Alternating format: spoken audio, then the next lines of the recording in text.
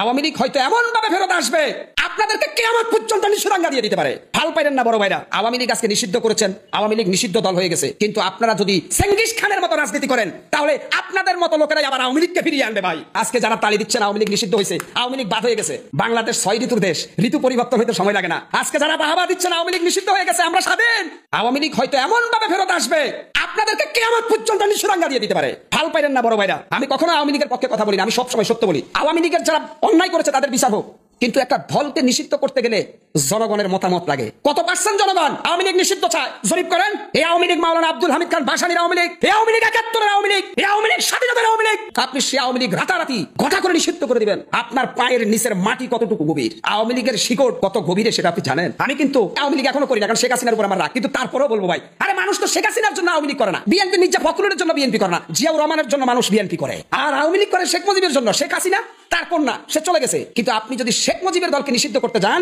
আপনি যদি মাওলানা আব্দুল হামিদ খান ভাসানীর দলকে নিষিদ্ধ করতে চান, তাহলে আপনারা কি নতুন স্বৈরাচার হবেন কিনা, এটাও বিলিয়ন ডলারের প্রশ্ন জাতির। আমি মনে করি নিষিদ্ধ দিয়ে কোনো দলকে আটকানো যায় না। জামাতে ইসলামকে নিষিদ্ধ করেছেন, কি হলো? তা একটা সময় দেখবেন যে 10 বছর পরে হলো আওয়ামী লীগ আবার ফিরে আসবে, তখন তো আপনাদেরকে পাইকারির দ্বারা নিষিদ্ধ করে দিবে, তখন কি করবেন? কারণ ফতোয়া আপনি দেখাই গেছেন কিভাবে নিষিদ্ধ করতে হয়। আরে ভাই, আওয়ামী লীগ অন্যায় করছে, আপনি যদি সেম অন্যায় করেন, আওয়ামী লীগের ভিতরে আপনার মধ্যে কোনো তফাৎ নাই। আওয়ামী লীগ স্বৈরাচার ছিল, আপনি যদি স্বৈরাচার হন, তাহলে আওয়ামী লীগ আর আপনার মধ্যে ব্যবধানটা কই? তার মানে আপনারা সবাই ক্ষমতালোভী, কেউ দেশপ্রেমিক নয়। শুধু ক্ষমতার শেয়ারের জন্য জনগণকে বলেন আমরা তোমাদের দল, হাসিনা খারাপ। আপনাদের কাছে দেশ বড় না, ক্ষমতার শেয়ার বড়। ক্ষমতায় গেলে আপনারা দুর্নীতির আখড়া করে কোটি কোটি টাকা নিয়ে আবার আওয়ামী লীগের মতো আপনারা পালিয়ে যাবেন। আজকে একটি ভবিষ্যৎবাণী করি, আওয়ামী লীগ যেভাবে এই দেশ থেকে পালিয়ে গেছে, ঠিক সেম আগামী দিনে যারা ক্ষমতা আসবে, এদের মধ্যে অনেকে কোটি কোটি টাকা এভাবে হাতিয়ে নেওয়ার পরে একটা সময় এরাও এই দেশ থেকে পালিয়ে যাবে। মাঝখানের জনগণ আমরা ফুটবলের শিকার হবো, আমাদেরকে তারা লাঠি উষ্টা দিয়ে এই জমিনের মধ্যে কবর রচনা করে চলে যাবে। তারা থাইল্যান্ডের লোক, তারা কানাডার লোক। বাংলাদেশের সুবিধাবাদী রাজনীতিবিদরা কখনো দেশপ্রেম নিয়ে রাজনীতি করে না, ওরা সবসময় বিলিয়ন বিলিয়ন ডলার কামাই করার জন্য রাজনীতি করে। রাজনীতিতে যদি টাকা ইনকামের পথ বন্ধ হয়, এই বাংলাদেশের তথাগত রাজনীতিবিদরা ভিক্ষা করে পাঠ পাবে না।